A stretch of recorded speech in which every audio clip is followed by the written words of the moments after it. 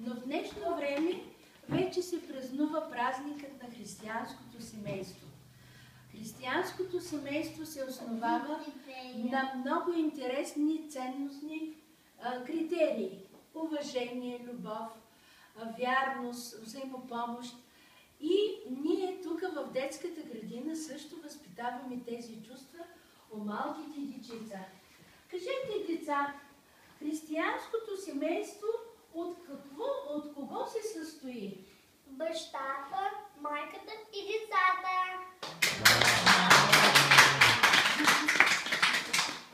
А кой се грижи в християнското семейство за децата? Майката, бащата.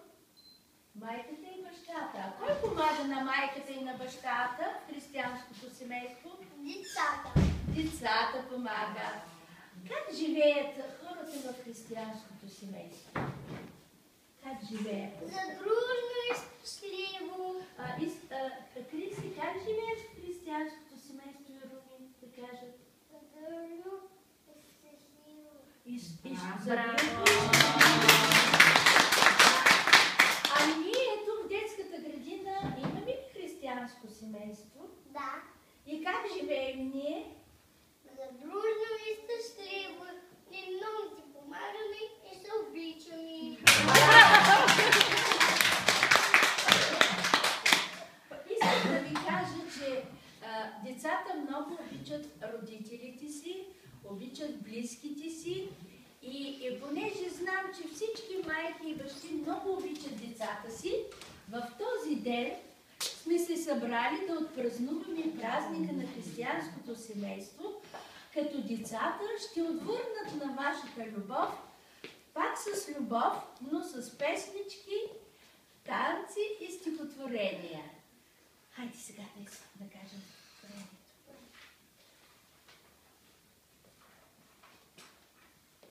Колко мило, Колко мило, колко сладко е при мама и при татко.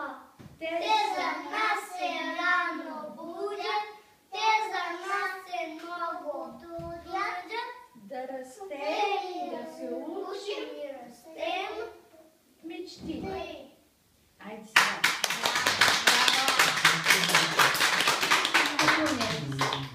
Всички искам да изпълним песента за мама. Има много ме обича, тя ме храни и облича, тя е нежна и грижлива, с песен ме изпива.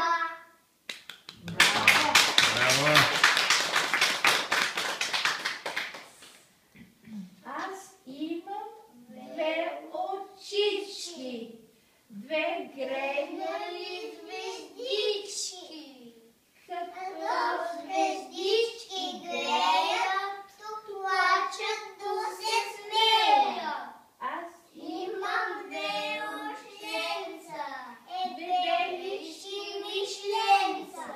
На кухи се пестуват, но всичко чуват.